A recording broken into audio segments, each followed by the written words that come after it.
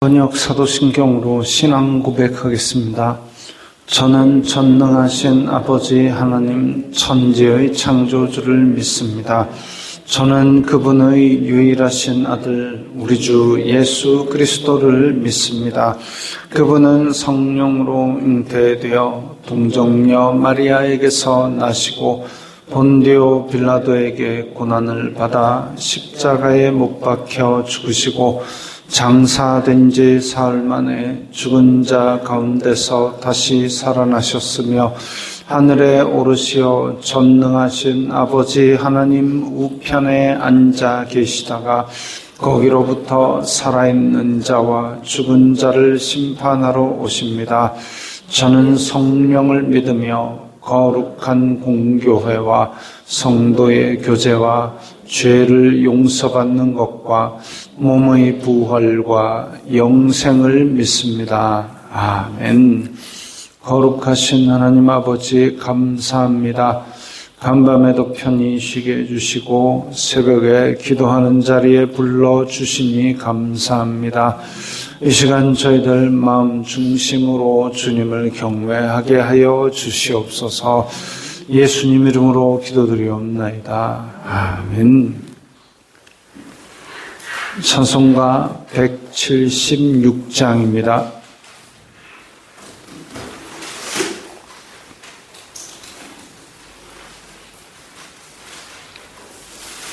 (176장입니다)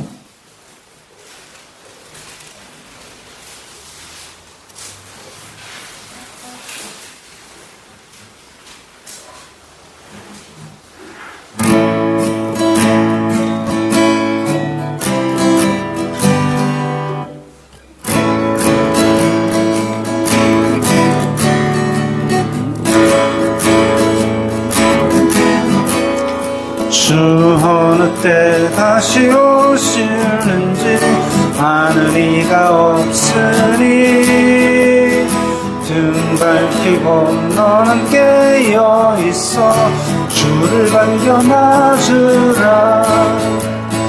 주 안에서 우리 몸과 마음이 깨끗하게 되어서 주 예수님 다시 오실 때에 모두를 기쁨으로 맞으라. 주 오늘에 다시 오신다면 부끄러움 없을까. 사랑했다 주님 칭찬하며 우리 맞아주실까. 주 안에서 우리 몸과 마음이 깨끗하게 되어서 주 예수님 다시 오실 때에 모두를 기쁨으로 맞으라. 주 예수님 맡겨주신 일에 모두 충성 다했나. 내 맘속에 확신 넘칠 때에 영원한 실 얻겠네. 주 안에서 우리 몸과 마음이 깨끗하게 되어서 주 예수님 다시 오실 때에 모두 기쁨으로 맞으라. 주 예수님 언제 오실지 한밤에나 낮에나 늘 깨어서 주님만 늘 섬고 주의 영광 보겠네. 주 안에서 우리 몸과 마음이 깨끗하게 되어서 주 예수님 다시 오실 때에 모두 기쁨으로 맞으라. 오늘 말씀은 누가복음 12장 35절부터 48절까지의 말씀입니다.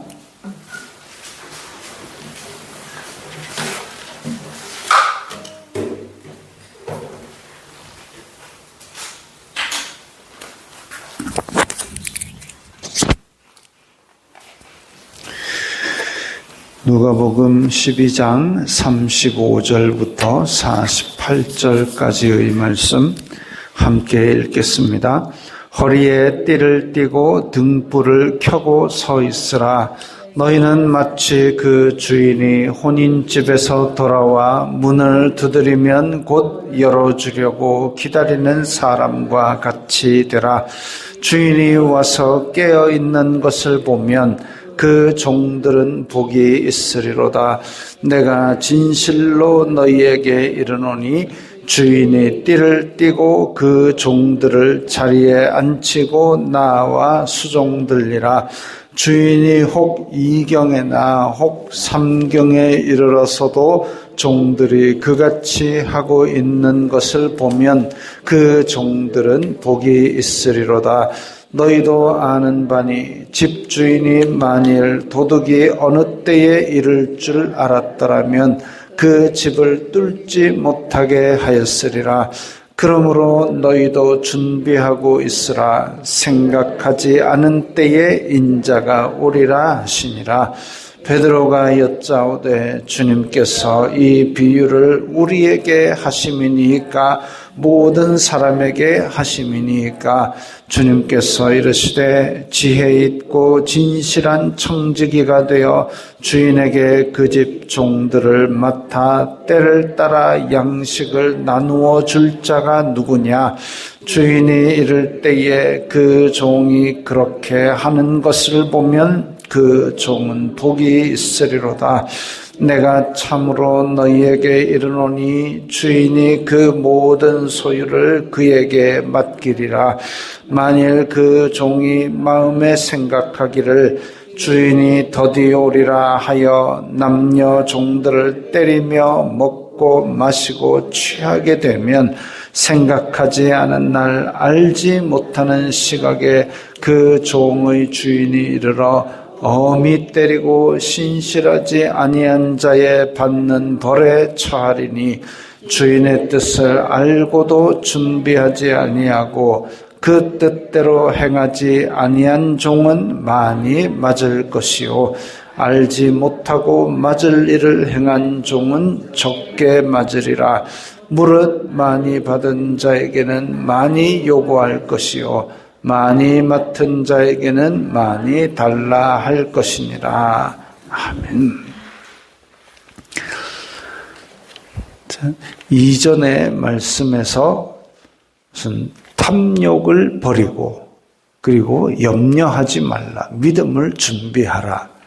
그리고 오늘 말씀에서는 예수님께서 다시 오실 것을 준비하라고 말씀하셨습니다. 이 세상 속에서 탐욕을 버리고 그리고 내가 할 수 있는 것을 계속 조그맣게나마 꾸준히 실천하는 믿음을 가지고 결국 그거 가지고 뭐 하느냐? 마지막 날에 예수님께서 오시는 것을 맞이할 준비를 하라 이거죠. 허리에 띠를 띠고 등불을 켜고 서 있으라. 등불은 낮에 안 켜죠. 밤에 켭니다.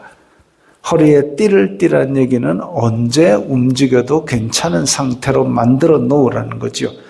밤중이면 다 자야 될 시간이에요. 허리띠를 풀어 놓을 시간인데 허리에 띠를 띠고 등불을 켜고 서 있으라. 그럼 맨날 밤새란 말이냐? 그거 아니고 언제 주인이 와도 괜찮은 상태로 준비를 해 놓으라는 겁니다. 주인이 혼인집에서 돌아와 문을 두드리면, 자, 주인이 혼인집에서 돌아온다 그랬습니다.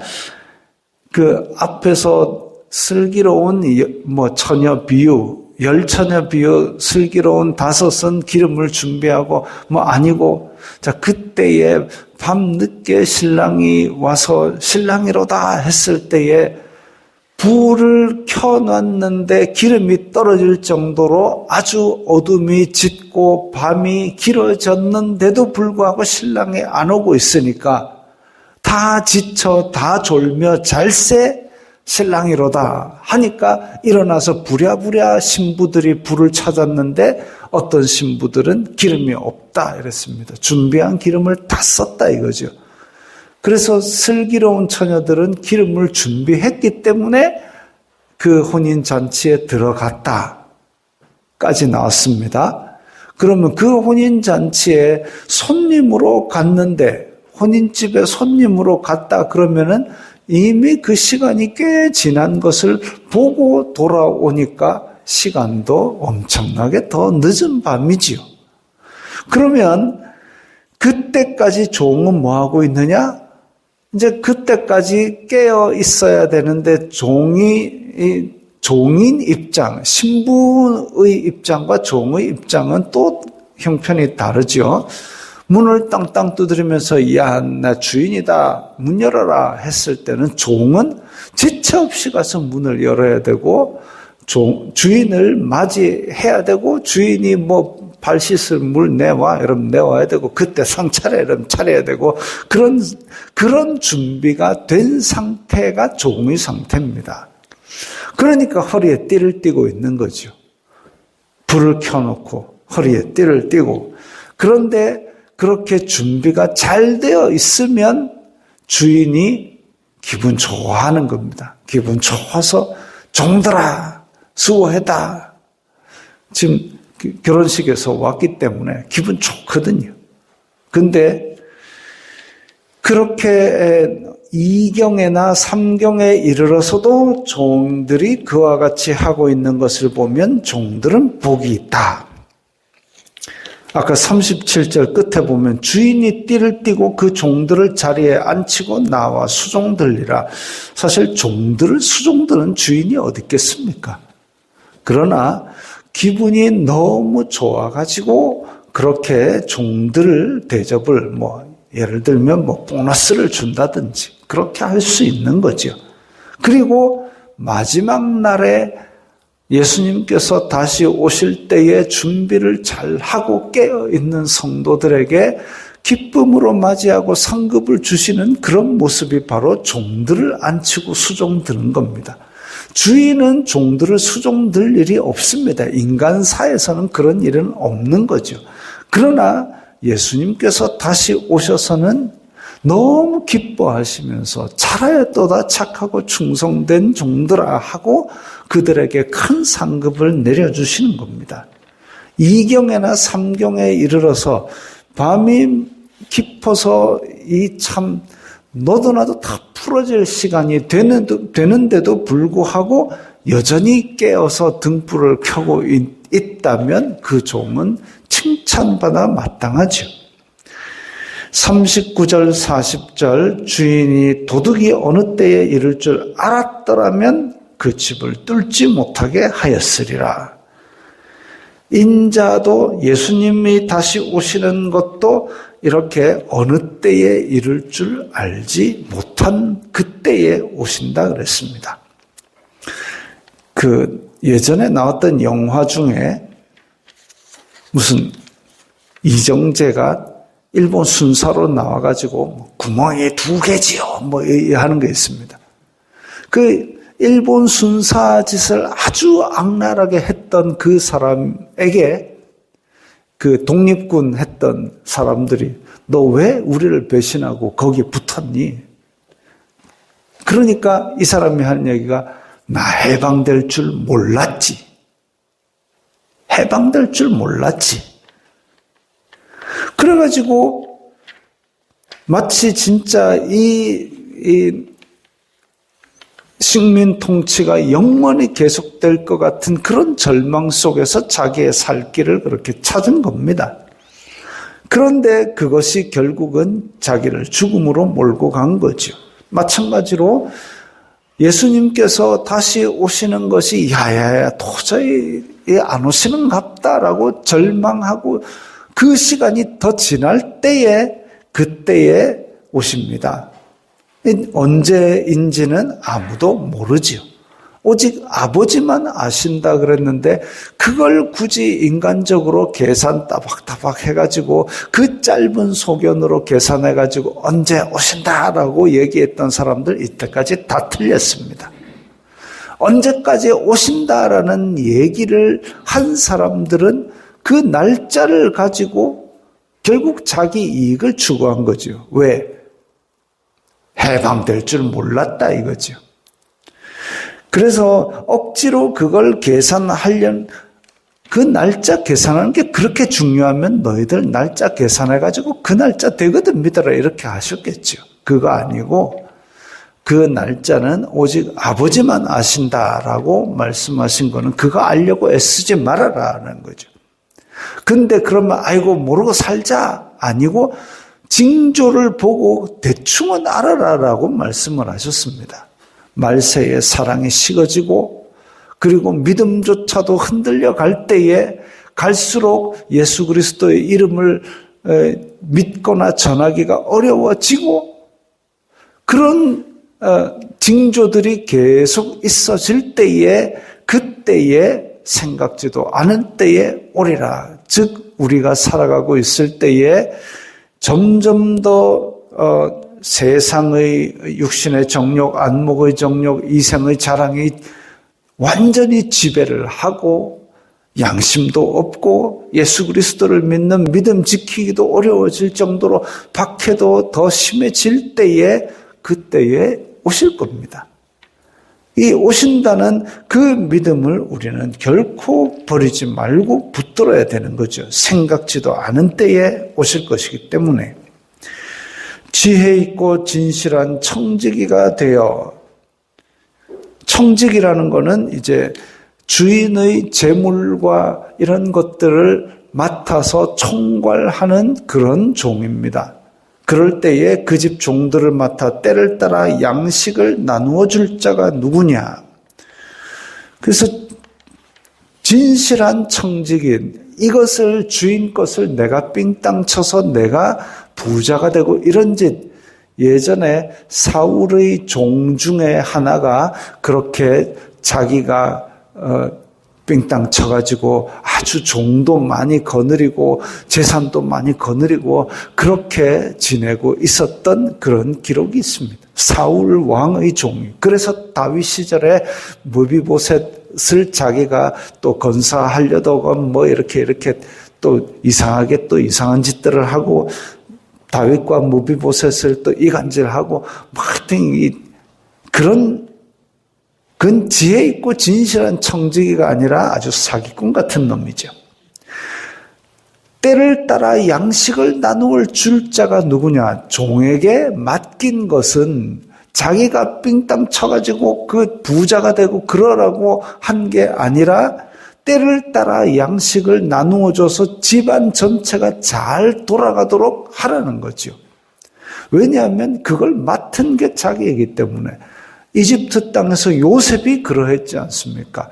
보디발이 얼마나 그를 신뢰했으면 이방 땅에서 데려온 종인데도 불구하고 그를 믿어서 모든 걸 다 그에게 맡길 정도로 그렇게 지혜롭게 때를 따라 양식을 나누어 줬습니다.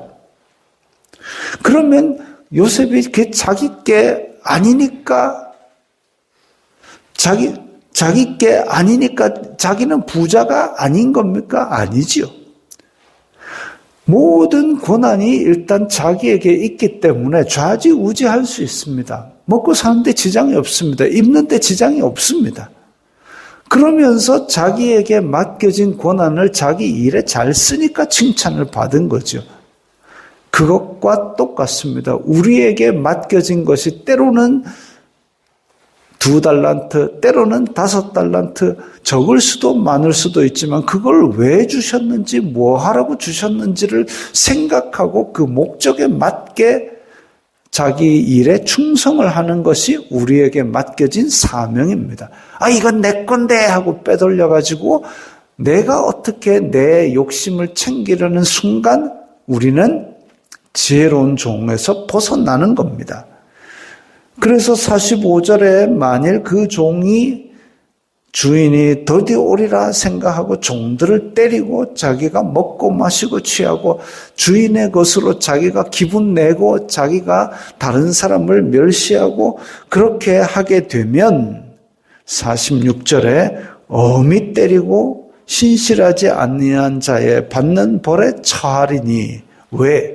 주인의 뜻을 알고도 안 지켰기 때문에 더 심한 벌을 받는 겁니다. 41절에 보면 베드로가 이거 예수님이 언제 오실지 모른다는 이 이야기 우리한테 한 겁니까? 아니면 많은 백성 다 들으라고 한 겁니까? 할 때 이 말씀을 하셨습니다. 베드로야, 너 지금 내 곁에 가까이서 많은 얘기 들었지? 그러면 좀 더 많은 기대를 내가 할 거야. 그 얘기죠. 모든 사람들한테 탐욕 다 버려라. 탐욕을 다 버려라. 어제 갓 나온 신자한테도 다 버려라.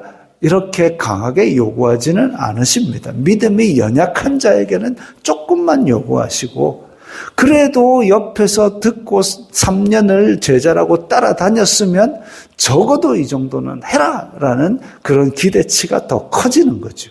그리고 믿음이 더 큰 사람에게는 허리에 띠를 띠고 등불을 켜고 주님을 맞을 준비를 하고 굳세게 붙들고 있어라. 그리고 그보다 더 정말 믿음으로 헌신되고 특별한 은총을 받은 택함 받은 백성은 순교의 자리까지 나아갈 수 있습니다. 아이고 기독교 믿다 순교하면 어떤, 절대 그런 일 없습니다. 안심하고 믿으십시오. 제가 수영을 다니는데 수영장에서 아주머니들이 이렇게 얘기하는데 그중에 이제 좀 젊은 아줌마가 그 얘기합니다. 아이고 수영을 많이 하면 어깨 넓어진다던데. 제가 얘기했습니다. 절대 그런 걱정하지 마십시오. 하루에 10km 이상 수영하는 수영 선수들도 그 많이 안 넓어집디다. 그러니까 다들 왜냐하면 수영하는 사람들 하루에 1km 끼해야 2km 하거든요. 근데 그러니까 자기 찔끔하면서 아이고 어깨 넓어지면 웃잖아. 안 넓어집니다. 살도 안 빠지는데 뭔 어깨가 넓어집니까? 그거지요. 내가 믿다가 순교 당하면 순교 절대 안 당합니다. 그 정도 믿음 갖고는 순교까지도 가지도 않으니까 안심하고 열심히 믿으십시오. 자, 그런 겁니다. 예수님께서는 분명히 다시 오십니다. 분명히 다시 오시는데 그 다시 오시는 시점을 억지로 캐려는 게 아니라 시점은 언제 오실지 알 수 없기 때문에 우리가 항상 준비를 잘 해야 되는데, 그런데 예수님께서 다시 오실 때에 우리는 뭐 하고 있어야 되냐면 우리에게 맡겨진 것, 주어진 게 아니라 맡겨진 겁니다. 주님의 것들을 때를 따라 종들에게 잘 나누어 주면서 청직이라는 생각을 가지고 살아야 칭찬받는 종이 됩니다. 그러지 않고 이것들을 내 건 줄 알고 때리며 먹고 마시고 취하게 되면 결국은 이 종은 벌을 받게 됩니다. 그래서 깨어 있어 주인을 맞이하는 종처럼 우리는 예수 그리스도의 다시 오시는 것을 굳게 믿고 잘 준비하는 성도가 되어야 되겠습니다. 기도하겠습니다. 거룩하신 아버지 하나님 감사합니다. 저희들에게 말씀을 주시고 말씀을 통해서 믿음 주시고 또한 예수 그리스도께서 다시 오시는 재림 소망을 주시니 감사합니다. 이 소망 붙들고 세상 끝날까지 주님의 다시 오신 날을 기대하며 지혜로운 청지기가 되게 하옵소서. 예수님 이름으로 기도드리옵나이다. 아멘.